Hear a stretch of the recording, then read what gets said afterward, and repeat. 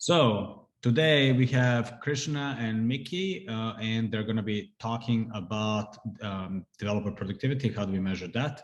I'll just hand it over to them so they can do a better introduction themselves and go from there. Welcome. Mickey, you want to lead us off? So you might advance it. So my name is Mickey Mantle, and I've been developing software for over 50 years, hardware and software products for a variety of companies. The most notable ones you might have heard of are Pixar, Rotovon Software, and Grace Note, which is a Sony company when I worked there, later acquired by Nielsen Media. So during this time, I worked at a variety of different companies that had a variety of different customers. So many of my customers are in the aerospace industry, in the consumer electronics industry, and I had teams and customers around the world. And so though remote is a new thing, as of the pandemic, in a way, I've been doing remote for a long time. So the challenges of remote are big, and we're going to touch on those later. My name is Krishna Kumar. I run a specialty technical advisory firm in Chicago. My focus is mostly about helping people measure all aspects of software development. So I consider my work of measuring work of making software. A bit of my background, I've been developing commercial software since the early 90s, but I started my career as an academic. I was a professor of computer science and mathematics, and I spent quite a bit of time working on problems like algorithmic complexity and so on and so forth. And I cut my teeth as an engineer in the early 90s at the startup called I2, building supply chain products, which is kind of a good mix for optimization and everything related to software development. But I kind of worked my way through, work up the ranks as an engineer, CTO, architect, development manager, CTO, and so on and so forth. And I've kind of seen all parts of the software process of building software. And about 10 years ago, I kind of went out on my own, working as like a fractional CTO, fractional VP of engineering. And then about 5 years ago, I pivoted this practice around measurement because I really saw that that was one area where I was frustrated when I was working as a manager. And also I found that my clients were much more likely to sort of work better when I had data to back up the things I was advising them for, And so I think that I've been building this practice for about 5 years, and my focus is very much on measurement and data and so on and so forth, and how it fits into the picture. And so we will probably talk about that in this section as well. Let's talk about the big topic here, and I think Marco had sent us some questions. Send a question out in the chat asking people their opinions of what productivity means to you. And I think it's an important thing to discuss because productivity is a fairly fungible thing that depending upon who you talk to, they have different things in mind when they talk about productivity, right? So it's probably good for us to at least get a few perspectives on the table. Marco, do we have any questions from any thoughts from the audience on what productivity means? Maybe we'll start from there, and then before we put our spins on things. Yeah, I don't see anything specific, but yeah, anybody has any strongly held opinions about what productivity means? Feel free to either type it in or speak up. I can share when we were in the meantime when we were kind of discussing this question at Twitter, and it just maybe it's philosophical and more around the naming. We were thinking about productivity as widgets per unit of time, right? So sort of like industrial age. Yeah. And then we settled for effectiveness rather than productivity because you may not ship a lot, but what you ship may be very effective. Yeah. So that was just sort of words. I saw a comment from Ron in the chat earlier saying productivity equals to maximum effectiveness. I think that was outcome, maximum effective outcomes. And I think that is probably the way we also think about it these days. In a sense, the word productivity is, and I find that whenever I talk to people, they want to understand, is my team productive? But they all mean different things by it, right? If the CFO, for instance, has a very, very valid reason to think about productivity, but their notion of productivity is probably from the lens of cost, right? I mean, is how big a team do I need to deliver what I need to do profitably? Engineering hiring is expensive now, right? If I want to add 5 engineers, it costs a lot more than it used to. Can I get the same amount of work, or is my current team productive, right? It's a very meaningful way of thinking about productivity from an economic sense. So I think that's part of the problem. Productivity is this thing that gets thrown around, but it has very, very different meanings to different people. So one of the things we will talk about here is that you want to definitely understand what outcome are you looking for, right? Before you think about productivity, what is it that you're thinking of as an outcome? And then we'll start from there. Mickey? So why don't we go on to the next slide and talk about what we think about maximizing productivity. Okay.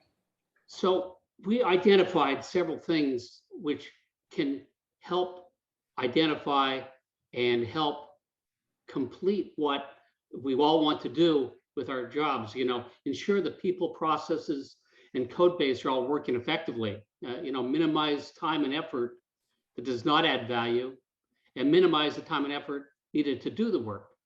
Those are 3 measures of productivity that we identified. From my point of view, productivity has different things depending upon the people I'm trying to manage and get productivity out of. For example, trying to manage offshore teams that are contracted to me might be different than managing a local team that works for me directly. So different productivity measures can come in. And the point to make about this slide is also that we've just changed one definition to add something that makes it's even more complicated to measure, which is adding value, right? What does add value mean? So once you start talking about these definitions, you can easily go down a big slippery slope of kind of trying to figure out what productivity itself means. For instance, let me give you another example, right?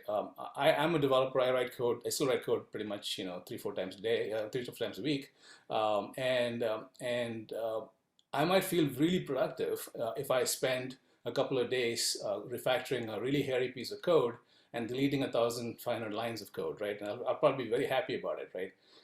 But my CFO is probably not going to be very excited about that same result. I mean, what did I mean by saying productivity there, right? Another example might be, I will throw up a slide in a few minutes that says, because of the churn in talent these days, there's about $33K of lost productivity per hire on an engineering organization. What is that productivity? What kind of productivity is that? And that's an example of maybe minimizing the time and effort spent on work that does not add value. I don't know. Is it because recruiting is a non-value add activity? No, it's not. It's very a value add if your churn is low, right? So there's different ways of thinking about productivity, and I think that's part of what we want to sort of emphasize in kind of this discussions. You have to be very clear on when you talk about productivity of what it is that what outcome you're measuring, and what you're looking as the desirable thing that you want to measure. And I'm just speaking of outcome. I'm just Andrew kind of touched on that on the chat. So is it the output or the outcome that we're measuring, right? Is it that we're busy? Is that the point, or that we're producing, shipping widgets, and then what's the value of those widgets? So there's sort of like almost like layers of looking at this, and Jasmine also defined it as productivity is doing more with less, in terms of being able to scale. So there's something about efficiency. Yeah, the CFO's viewpoint too, and I think it's all of the above, right? So I think that is kind of the big message that we will see kind of close to the end of the conversation. You can't think of this purely in terms of outputs or outcomes. It's probably a bit of both, right? It's efficiency, it's flow, it's activities. There's a whole bunch of things that go into it, and we'll talk about that too. I think the way we are looking at kind of this discussion itself is there are two aspects of productivity. One is kind of this what we consider kind of traditional management, right? There's a lot of real kind of talent that it takes to understand people, understand their motivations, understand the environment in which they work, and do whatever it takes to make the team and environment productive. And that's, just for the sake of the discussion here, we're calling that the art of developer productivity or development productivity, right? And the other part is kind of the quantitative piece, which is kind of how do you measure all this stuff? I mean, if you talk about productivity, if you talk about maximization, how do you measure it, right? And that's a much less developed field. But my argument is that that is something that needs to happen much more rigorously now, because we are operating in an environment where people are remote, people are not talking to each other, the human kind of interactions are kind of going harder to achieve. And so we'll talk about both these aspects, the art of productivity and the science of what we call the science of productivity, right? And we'll have Mickey lead off the first piece. He's a really experienced manager, developer, and engineer, and he'll have the first part of this meeting. We'll talk through that. So here's our agenda here. Mickey, you want to just kind of walk through that for us? So today we're going to talk about the art and the science of development productivity. And so the art is more the soft part of it, and the science are some of the more hard parts of it. So one of the things that key principles of effective software development, we're going to talk about that. And also going to talk about some of how do you build a core competency around these various things. So we're going to cover some tools and some examples downstream too. So hopefully we'll touch on all these topics today and get some feedback from you about what you think about it as well. Please don't wait till the end for questions. Yeah, we want this to be a discussion, not a presentation. So. Yeah. Feel free to type your questions in the chat. We're watching that. So, yeah. Okay, so here's the first part. So, effective software development really is kind of simple. I mean, it's kind of a cliche in a way, but even geese know how to do a good project. They have a clear destination, a good leader, a great team, and they have resources along the way and a proven tool to guide by. We wish we knew more about what that tool actually, how it worked. And also a way to measure progress by looking where they are along the way. So these are all kind of what I think are great kind of touch points for what a good software development is. Ron Lichty and I wrote a book about managing software, and it encompasses a lot of these same things about how to find and hire good programmers, about how to get them started off right, effective programming, how, again, that word effective, how to be a good program manager, both down, up, out, and yourself. Motivating programmers, which is a very important topic I'm going to look back to in a second. But all of these things, there's a lot of information out there in the world. We tried to capture what we thought made a good, effective software development manual, if you will, that we wrote as much for ourselves that we wish we had when we started out as for everyone else. So are there any questions from the group about any of these topics? If not, I'm going to dive into one of them to show you the kind of information that we think is important. I mean, for one, Ron had a question hanging in there around the CEO and noticing that all his developers are playing football and coming into the office late. So what's wrong? What's wrong with that, if anything? We want to talk about productivity. I'm sorry, I missed your question. So Ron says, CEO says, all my developers seem to be playing football all day, and there are no cars in the parking lot at 8:30 a.m. Well, if you're actually on premise, that's probably easier to figure out than not. If you're off premise, well, there's a whole other issue, and you need tools to help you understand exactly what's going on. And we're going to talk about some of those tools later on that can help that. But, for me, the way I always managed was by wandering around and talking to people in this. It was hard to do with remote teams, and I had to find proxies for that. And believe me, video conferences, which I had all the time, at all times of the day and night, were no proxy for actually being able to look people in the eye and work with them one-on-one. So I think that managing today is very hard. It's even harder in this new world of the new normal. And it's one place where if you actually are careful about how you use data, there can be a lot of assist that comes from that, right? So I think that one of the things that you get when you're walking by managing around, managed by walking around, you get a sense of what is normal, right? I mean, what does normal look like? It's like, we learn through pattern matching, right? And there's things that are not explicit in data and so on and so forth, but you understand, okay, well, this is how the team kind of works. This is what we should be expecting and so on and so forth. And there's a lot of that human judgment that comes in when we are in place, in a team, in a room, and everyone's kind of working, typing away at the keyboards. You still don't know what they're doing. They're typing away at the keyboards, right? But you still have a sense of, are we working? Are there interpersonal dynamics and so on and so forth, right? When you actually don't have that visual feedback, sometimes it's useful to actually have an alternate view of normal, right? What does data, what does activity look like? What is the kind of the rhythm of the team look like, right? And data can be very useful there, right? I, for instance, run a completely remote team. I build a platform along with my service, and I have a completely remote team, right?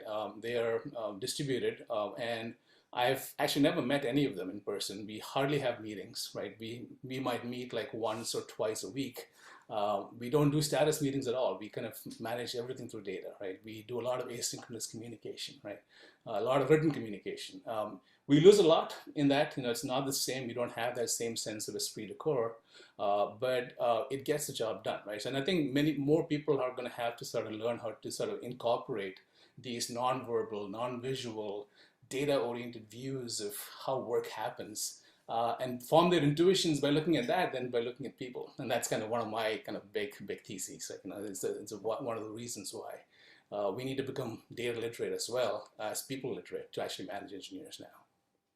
I saw a question fly by in the chat that was about AI and its influences. We do have more AI development, assisted development, if not development on its own. That's a challenge because you can't wander around very well and understand what an AI is doing.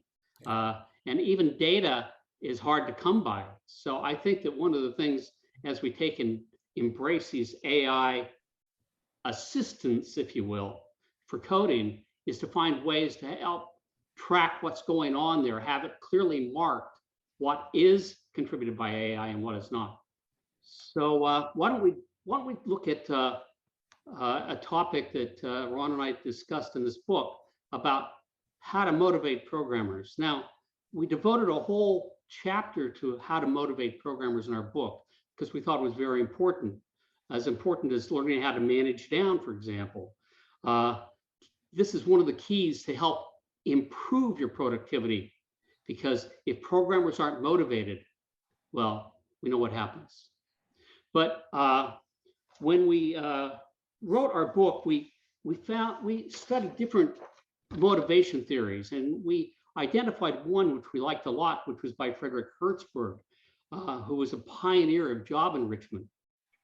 And he wrote a book called Theory of Motivation that this was way back in the 70s. It remains relevant even today. And this slide you see here is really talking about the two facets of motivation.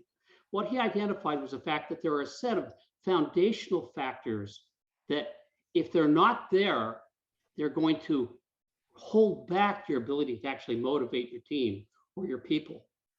And these are things that, if they're there, they don't really motivate the team or the people, but if they're not there, they hold it back. For example, is salary a motivator? Well, not really, but sufficient salary so they're not dissatisfied is what you need.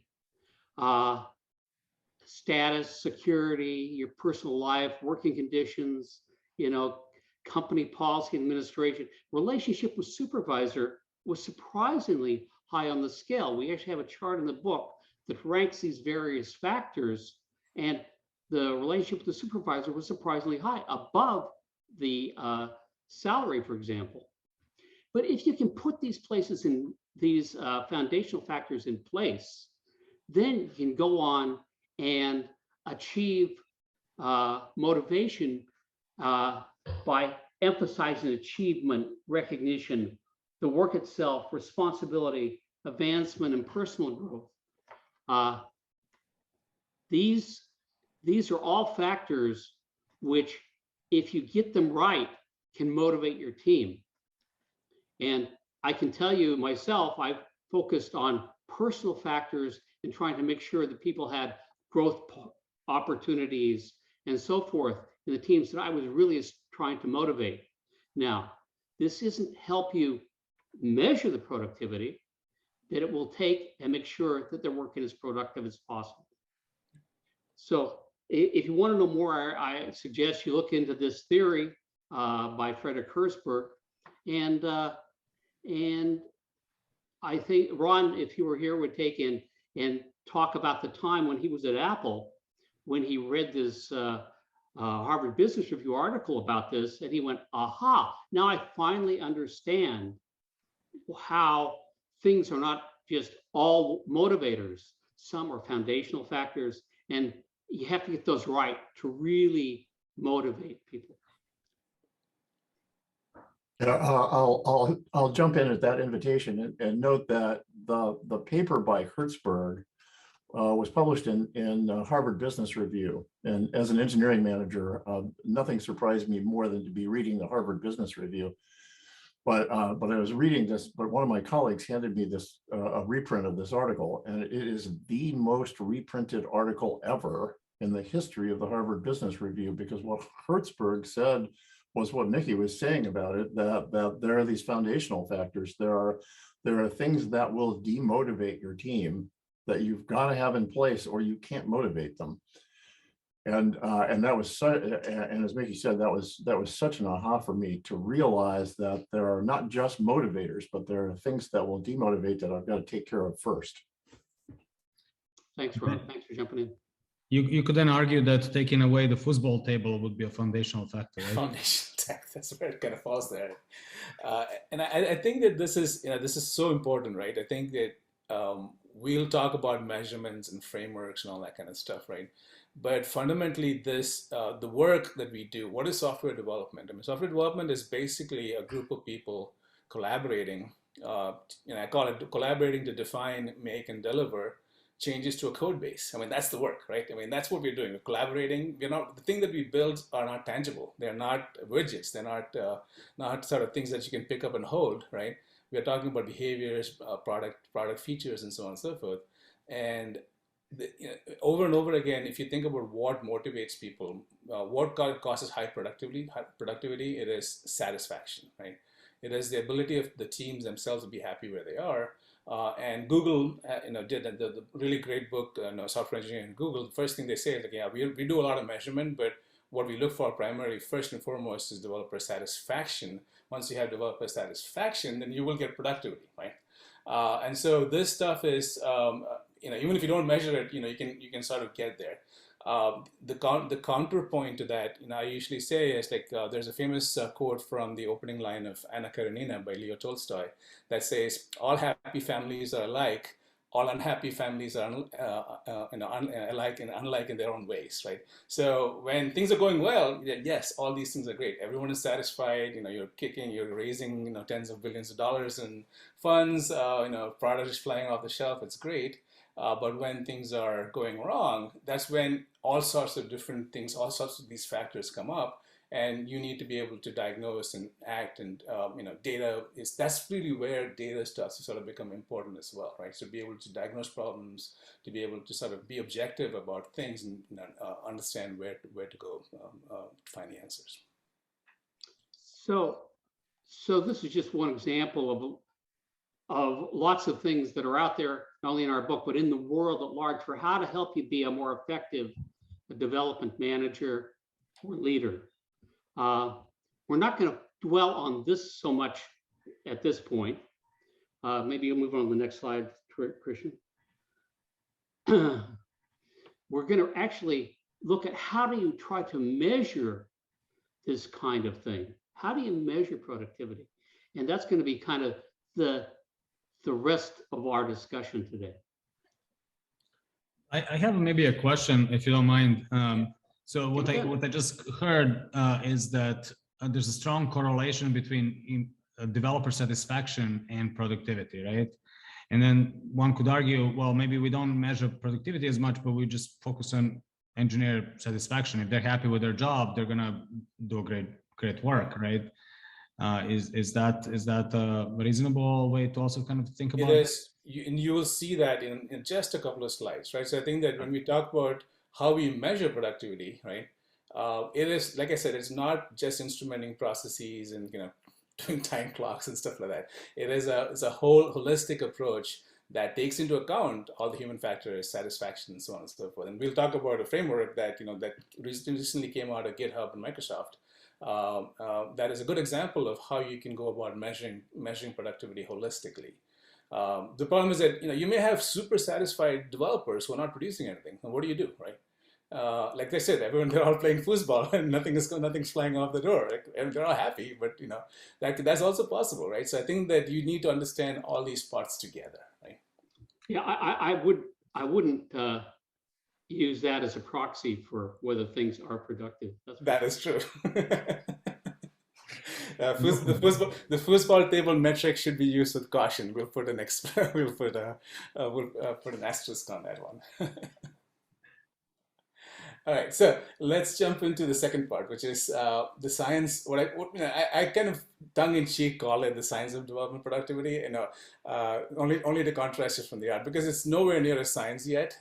We are still in the early stages of kind of even figuring out what to measure and how to measure. If you were to sort of compare it to kind of historically to something like physics, we are probably in the age of Isaac Newton right now, right? We don't know much about this stuff, but we are starting to sort of collect numbers. We're starting to collect data. We're starting to have tools that people are starting to use as in addition to the traditional management techniques. So in many ways, this is very early stages of a field that I think is going to be hugely important to our economy, because software is such a big part of our economy, right? The drivers of this, why is this important now, right? One of the big drivers of this is remote working, right? We used 2 years ago, remote working was a nice to have. People said, okay, well, we might have remote teams, but it's no longer a future reality. And the quote from Arthur C. Clarke, which Mickey brought to the table, as this view is something that he thought could happen way back when, but it's only now starting to become the norm, the reality, right? But in reality, are we actually able to do our work and carry on complete interactions with our human beings? I don't know. It's not very clear yet, right? Working remote is kind of one of the big drivers for us needing to sort of develop new playbooks for management that includes not just technology, not just psychology, human psychology, but data as well, right? So, can I, Marco? Is there any way to do a survey? I'd be curious as to how many people today are working remotely, or how many of their teams are working remotely. Well, either question. Yeah, maybe Tomomi can set it up. I would imagine real quick. Yeah, I would imagine most of us and most of the teams that we interact with are, like as Jasmine says, probably. James. Probably a large percentage is remote. Majority. Yeah. But there's also I saw a quote the other day that said 77% of companies are now going to be remote by the end of this year. So. Although I'm also hearing teams, for example, at Google, where the individual teams very much value being in the same space, and they're working hard to bring team by team back into the office so they can collaborate more tightly. Yeah, I learned early on that there's no substitute for putting a team together in a co-located space to make really effective progress on projects. And Zoom is helpful, but it's not the same. And I think the important thing to also remember there is that remote is not a tactic, right? It has to be a strategy, right? So I think if you look at companies like Basecamp or GitLab, right, they're 100% remote. Stripe, also, right? They're completely remote. And what they do is they set everything up so that there is no HQ. Your whole way of working has to be different. If you look at remote as kind of a proxy or intermediated by electronics for doing things that you would have done in person, then it's less effective, right? So one of the questions about here is like, are you working remotely by choice or are you remotely as a strategy? And that's a very different answer, right? So I think that a lot of people even now think that, okay, we are doing remote now, but we plan to be back in the office as soon as we can. They're not. I don't really consider them to be really remote. They're basically remote, because of circumstances, right? But a company like Basecamp, it's always been remote. They don't care where they hire from. That's a different skill set. And as the second, the second sort of secular trend that we're facing, which is kind of talent shortage, this becomes another skill to develop, right? So I think that if you actually, since it's so hard to find people these days, the people who can actually hire and manage and run a team, regardless of co-location, will have a competitive advantage. They'll be able to get people potentially at the best people or the most effective people or the best labor profile and the cost profile that you want, right? It's a competency. Learning how to run a remote company is a competency, right? And I think that's where I think we will have to sort of make that trade-off. Some people will be remote by choice. Some people will be remote as a strategy. And productivity can be done. You can achieve productivity both ways. It just requires different tactics and a different approach to doing it. I gave a presentation on working remote a couple of months ago, and one of the things I surveyed was GitLab, who's 100% remote, and they actually are a very transparent company. Everything they do, they have a playbook. It's all accessible online. And so if you want to learn some best practices, you could check into that presentation I gave on Code Campfire. I can send out a link later. But look at GitLab as kind of a model for, they think they do it right. I think that there could be issues as well. I have some people who work for me who are managers within GitLab, and though they love it, it's not perfect. Yeah, it's nothing's perfect, right? I think the other great reference is the book Remote by the guys from Basecamp. It's a really phenomenal book on how to manage remote teams. They're a smaller company and their sort of use case may be different, but a lot of us are small companies, and I think there is a wealth of knowledge there as well. And maybe one thing to add to that, I was listening to a podcast by the guys behind Automatic, the WordPress company. Yep, exactly. And so instead of thinking sort of binary, remote versus in person, they think as levels, L1 through L5, right? Where L5 would be a company that was born to be remote from day one, right? And L1 would be a company that sort of like until yesterday we were in the office and now we just moved all the work to Zoom, right? With the same in-office processes and culture, we just happen to do it online. So there's like layers to or levels to quality remote work, I guess. Definitely. The Basecamp guys differentiate geographically remote and time zone remote. They note that they focus on hiring for 4 hours of time zone overlap. Yeah. And that is definitely the strategy Stripe does as well. And I think that there is there's a spectrum of choices that you can make, right? So I think that if you set yourself up, I mean, like I said, there is really no sort of substitute for actual interaction and communication between people. People being able to talk to each other and work together are always going to be more quote unquote productive, I believe, right? But if you are thinking of this process as kind of, we are having a hard time finding and staffing people, building a team as a competitive differentiator, learning how to exercise those muscles where time zone is not a constraint, right, is also a useful skill to build, right?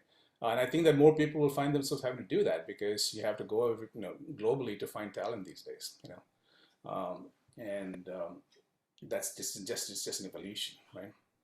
Okay, so let's jump into kind of the second part of this, which is all right, we've talked about why all the qualitative factors that lead to good productivity management are really the most important things that we want to consider. How do you measure? What do you measure? How do you sort of consider, how do you build a measure process that lets you kind of quantify any of this, right? And as I said, the first thing I'll start by saying is that this is a field that is very, very young, and there's a lot we don't know about how to do this well. But people are starting again because out of necessity, because we are again operating a lot. Our teams are getting bigger. A company like Google has like a whole organization devoted to development productivity that gets data, measurements, and so on and so forth. A lot of other people are starting to think about it, but they don't have the machinery, the tools, the expertise to actually sort of devote the resources to do that, right? And so there is a space that's developing here of people who are actually thinking about productivity, thinking about efficiency, thinking about flow, doing measurements, or everything about software. And when you start that process as a company, you want to sort of think about productivity as a goal, but like I said, productivity can mean many things to many people. So it's important to sort of do this carefully, right? If you actually start measuring productivity and telling people we're going to start measuring productivity, if you don't do this right, you will lose a lot of people very, very quickly, especially engineers, right? So, and I can say that as an engineer, right? I think that you want to be credible when you talk about productivity. You want to do this extremely carefully. Generally, with the people I work with, I basically talk about productivity as three things, right? It's an outcome that you want, and that outcome can be different. For instance, there's a difference between developer productivity in my mind and development productivity. They're not the same thing, right? If you're looking at development productivity, you might be looking at your whole product team, engineers, QA, people doing business requirements, and so on and so forth, and thinking about, okay, well, how does that team as a whole deliver value, right? But if you're a VP of engineering, looking at your engineering team, you may have a different set of things that you want to look at as your productivity outcome, right? So you have to start with the desired outcome, be clear about what you're measuring productivity for, and you may have different systems for measuring productivity at these different levels of granularity, right? And you want to have a framework of measurements. And the measurement framework is basically telling you what things do you care about, how will you measure them, what do those numbers mean, and you want to make that framework very transparent to everybody on the team so they understand what is being measured and why, right?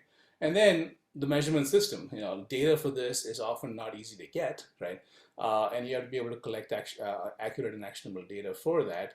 So these are the three components, and it's not easy. So you don't start by pulling off a few numbers from a report and calling it productivity. It's an intentional activity that you've got to spend some time on, right? I'll stop here and see if anybody has questions. Mickey, you have comments? Ron? I have a maybe a story to share. When we were trying to do this at Twitter, we wanted to measure developer productivity, and we started looking at different metrics, like is it the number of commits, is it the number of whatever metric is. And one realization that we had right away is the moment we gamify it, they're gonna game it. Yeah.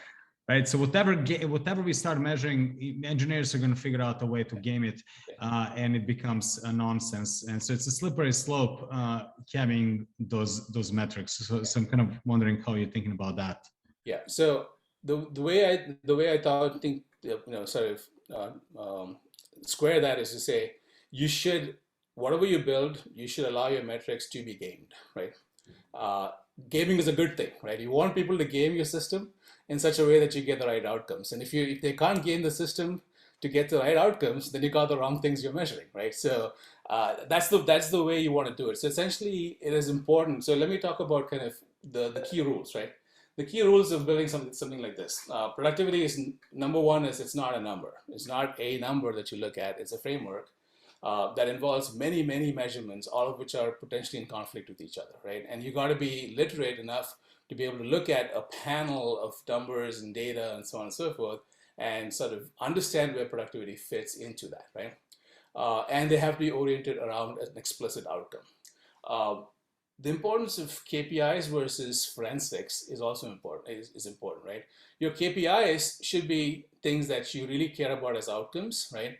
And those are the things that no matter what people do, you can tell by the way those KPIs are moving whether things are working or not, right? They're the ones that should be immutable to gaming. If something can be gamed, it should not be a KPI, right? Whereas your forensics, there may be a whole bunch of things that you use to understand this is normal, these are out of band, these are things that you look at.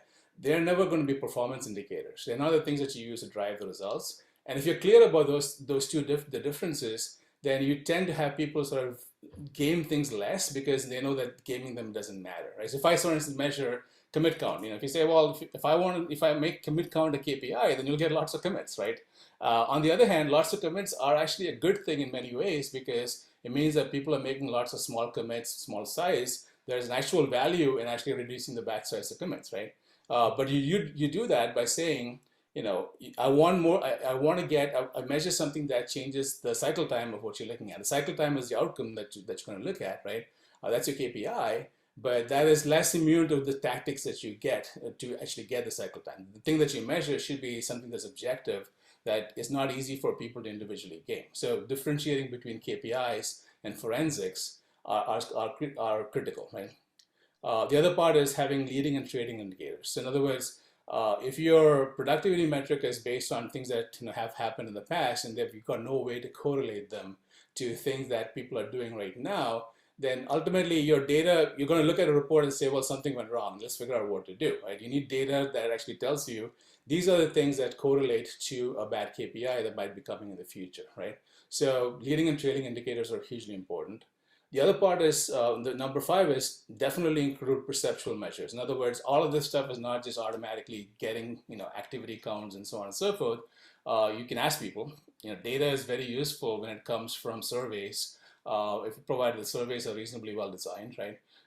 And you can actually get a mix of subjective perceptual data mixed with automatically collected data, and a good framework does have both of those, because it gives you kind of the human reality and what people are perceiving and what maybe the systems are telling you, and sometimes they're out of sync, and that's you use that to dig in. The use of this data is not to sort of come up with a yes or no answer or a good or bad answer. It is, are we where we need to be, and use our judgment to get there, right? As long as these things are not turned into sort of goals themselves, we can get a lot of value out of them, right? So one more thing is that, in fact, all of these are just indicators. Okay, you may be measuring things, but you're not necessarily acting on those things. It's input, because what you're trying to figure out is, are you on track? It's the results that count. It's not the metrics. Okay, if you have all great metrics and you're not delivering a product, what does it matter? So going back to my analogy with the geese, you really want to know whether you're on course or not. And that's what this is all about. It's not about measuring specifically and trying to provide things. Now, you can use some of those to provide some feedback, which can maybe improve some people or a team. But again, I go back to the fact that you're really trying to manage effectively by trying to make the end result. The outcome is what matters, right? So this is data to sort of help you, guide you the right way to the outcome. The last point I'll also make is make the measurement framework that is right for your teams. It is very, very context dependent, right? The worst thing you can do is just take something off the shelf and just plug it in and say, well, that's what I'm going to use for my measurement framework. You've got to think a lot about what works for your team, what is your business context, what are you trying to achieve, and then work your way back from there to build both the sort of things you will measure, why you will measure them, and how you will measure them, right? Questions, thoughts? Now we'll walk through one example just to give you some, so this stuff is not so abstract, right? We'll walk through a very concrete example that you should have easy access to because it's so popular now. And I'll parse the framework that that Nicole Forsgren and team from GitHub and Microsoft came up with just a few months ago. So I think it was released last summer. And it was widely published. A lot of people have read it. It's hugely popular, right? And it's a good example of how you can take a problem, which is developer productivity, right, and build a framework to measure different aspects of developer productivity, right? So here's a good way of thinking about what are the outcomes you're looking for, right? These are the outcomes, right? Satisfaction and well-being of the team. Number one here, right? As we all talked about, performance, which can be many things to many people, but we can define it once we understand that that's an aspect that we want to measure, right?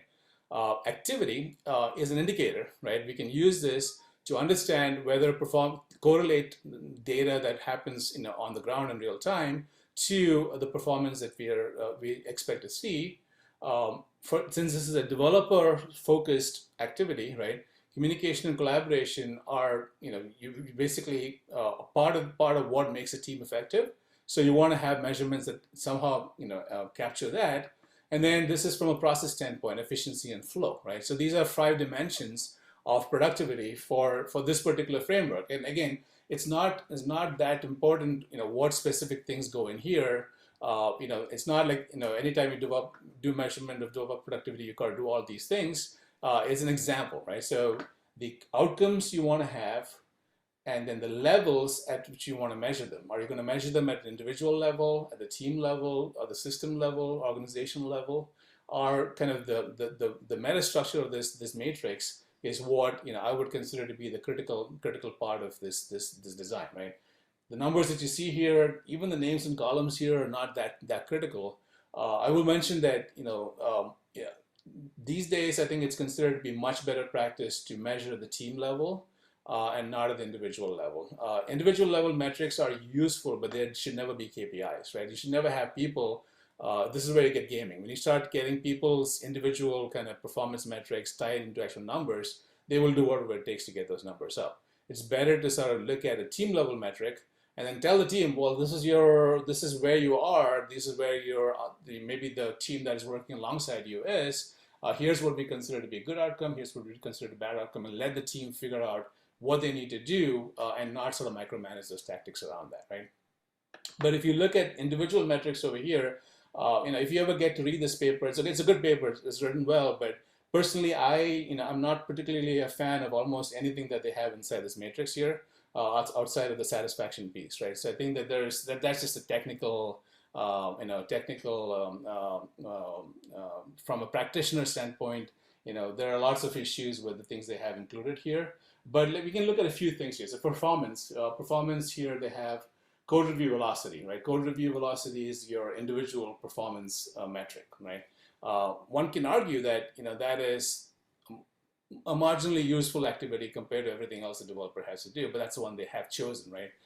There may be a particular reason why that was chosen as a metric for performance, and the goal here is not to sort of figure out what these numbers are, which metrics we choose, but you should have the ability to sort of ask a question and answer it with data, and kind of move the answer forward, right? For instance, they have story point shipped. That's not a good. I would not agree with that. There's a lot of reasons why you don't want to do that. Number of lines of code. So there are numbers here that may or may not make sense, right? You want to be very, very careful about how you use it. If you ever get to read this paper, or if you haven't read this paper before, you want to go back again. Think about the rows and columns, right? And what go in those rows and columns.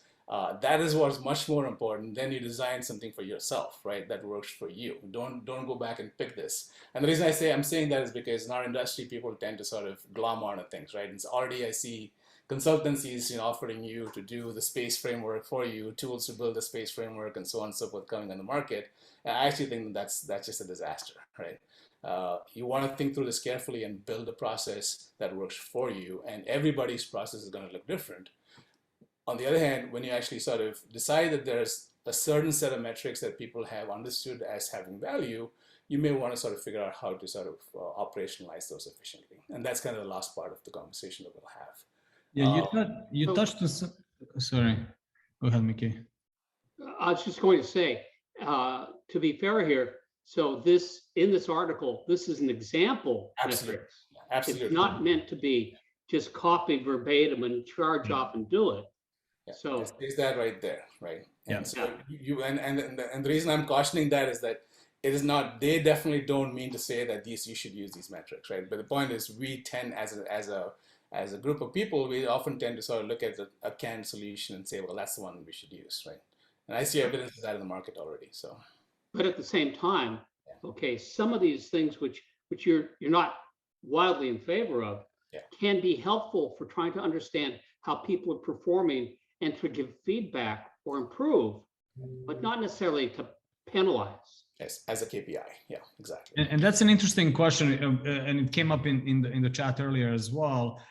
Do we look at this through the lens of a team or individual? And what I'm hearing is that it's more about a team.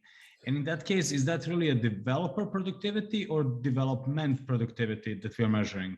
Very, it's a very good point, right? So I think that this has always been a problem, right? So if you look at a developer productivity, right, the assumption is that if you have a bunch of individual developers being very productive, then the team will be productive, right? And that's usually it's not a good idea, right? I think Ron always says this, software development is a team sport, right? And the benefit of having the team collaborate to deliver results is hugely important. So your measurement should, even if you call it developer productivity, it should be of the developers, if you want to call it. If you want to call me an awkward firm, developers productivity, if you want to call it that, right? On the other hand, development productivity is actually I look at that as a very subtly different thing, right? You can actually have a relatively efficient development team working in a hugely inefficient context all around it, QA, delivery, requirements, and stuff like that. And if you sort of look at your product development pipeline, right, it may be hugely unproductive even if you have a top-notch team that can deliver code very well, right? And so developer productivity is important. Development productivity of the entire end-to-end pipeline is important. You would measure them differently. You'd have different frameworks to measure those, right? So again, it depends on who's asking, why are they asking. Personally, when you look at developer productivity as a singular, you tend to want to think about things like utilization. Are people busy? Are they doing stuff, right? As opposed to, is this team getting together to achieve the things they need to do, right? For instance, pull requests are a good example. If you do pull request based metrics, you are actually sort of measuring how effectively they finish pull requests, and it's a very popular way of measuring things right now. There's a lot of tools that do that, right? But pull requests themselves are problematic, because they introduce a lot of asynchronous latency into the process of delivering software, right? A lot of people believe that you shouldn't have pull requests at all if you have an internal team, and so if your metrics are based on measuring pull requests, then you will get a lot of pull requests, and you'll get lots of things happening, which actually increase latency overall, right?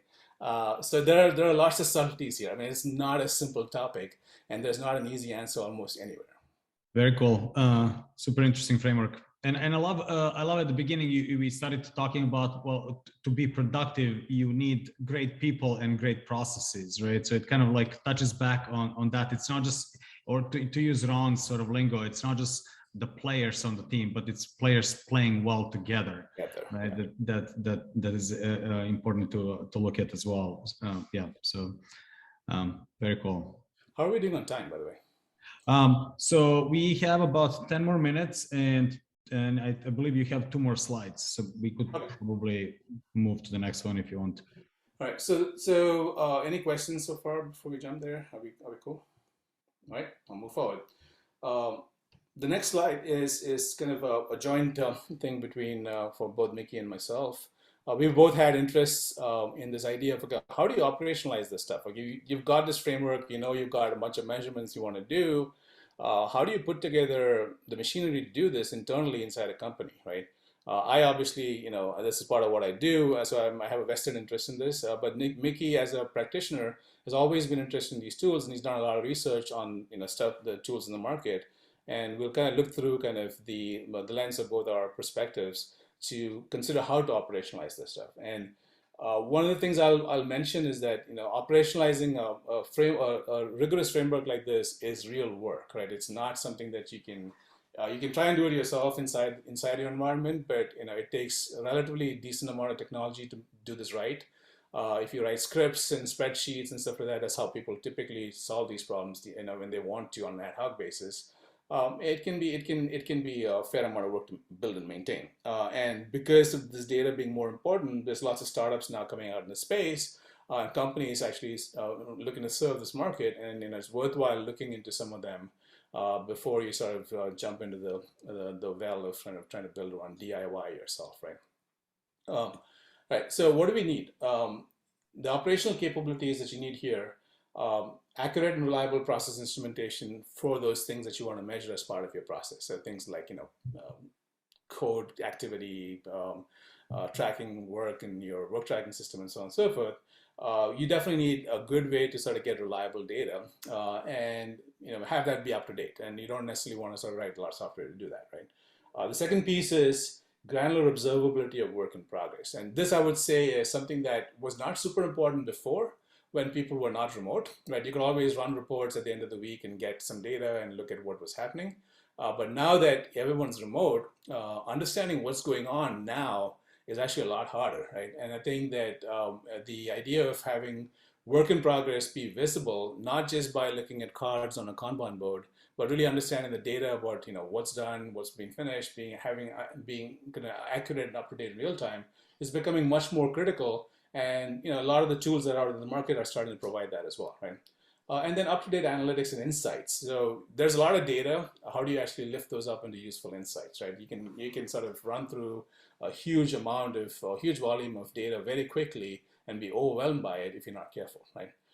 These are the three components I look at in a system. Mickey, you want to add something? No, go ahead. Okay, good.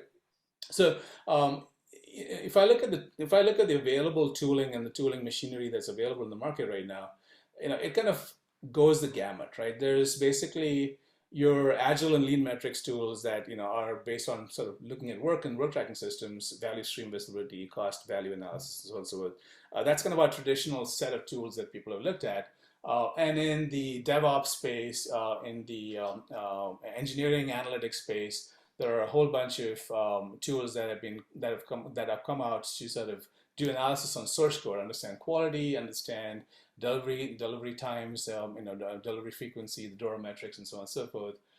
Understand the quality of code, understand security issues, behavioral analysis. So there's these two universes that have existed for a long time, and those have always been kind of two separate worlds, right? There's a world of code and there's a world of work, right? And these two, a lot of the interesting stuff that's happening now is in this intersection of the space. How does the work that is happening connect to the code that is being built, and how do you sort of trace this stuff end to end? It's kind of, if you're looking at the quantitative operational data that you need to run some of these metrics and the analytics in a systematic way, that's the space. I call it delivery cycle analytics. There's different people are in different names that they're using for it. I happen to have a part in this space as well. So again, I'm not an unbiased observer here. But that's the space that has a lot of the infrastructure and plumbing we'll need to build the machinery to do productivity measurements in the future. Ideally, you'd like to be able to do this, take a large company and basically roll this across the whole company, and have systematic ways of getting real-time data about everything that's in your engineering pipeline at any moment in time. And that's kind of the holy grail that people are working towards. And I'll have Mickey maybe walk through some of the products here. As an example, in the marketplace, and take a look at them, and I think it's definitely worthwhile looking at. So the landscape here is large and growing. There you go. Is large and it's growing daily. Just yesterday, Krishna introduced me to a couple more that I didn't even know about. So I've been trying to track this, and this is the only set of ranking that I've been able to find. It's kind of just driven by user reviews, so I'm not sure it's absolutely accurate, but it kind of lists a lot of these companies. A lot of them have SaaS products, and almost all of them are SaaS products that are driven by source code repositories. Now, with the advent of GitHub and the popularity of that, now almost everyone is doing everything on GitHub. It makes it very easy for these tool manufacturers to take and go in and have a broader audience than was possible back 10 years ago even. For years, I actually dreamed of a tool like this when I was managing teams. I actually was so anxious to do it. I tried to take my source control repository at the time, which was Perforce, and figure out how to take and go and produce some of the kinds of reports that could be produced here. Now, it was very complicated and it was proprietary, and so I didn't really follow that. But I was so impressed when a lot of these companies started to show up. Now, there's various things they do. They all do things slightly differently. For example, SonarQube here is really a static code analysis tool with some of these other metrics built in. And they all have a different approach to it.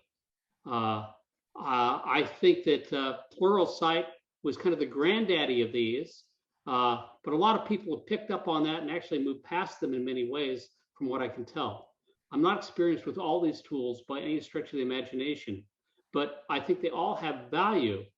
And if you're interested, check out that link there and look at some of them. But I think what goes back to the previous conversation on the last couple slides, which is make sure before you dive into this, you really understand what you want. Otherwise, you're not going to have a way to measure the effectivity of these tools. So if there's a takeaway from this discussion today, it's make sure you really understand what it is you're trying to measure and how you're trying to measure it, and who the audience is for that measurement is also a very important factor. Any questions from anyone about how these work? Is there another slide in there? No, there isn't. Just the Q&A slide. Yeah. Any questions? Anything else in the chat? I haven't seen anything specific. So anybody, any pressing questions before we close it? I just want to mention we've been talking a lot about metrics, and we are working on setting up a panel on metrics. I know Rajan is eager from LinkedIn is eager to speak on that. So that's coming up.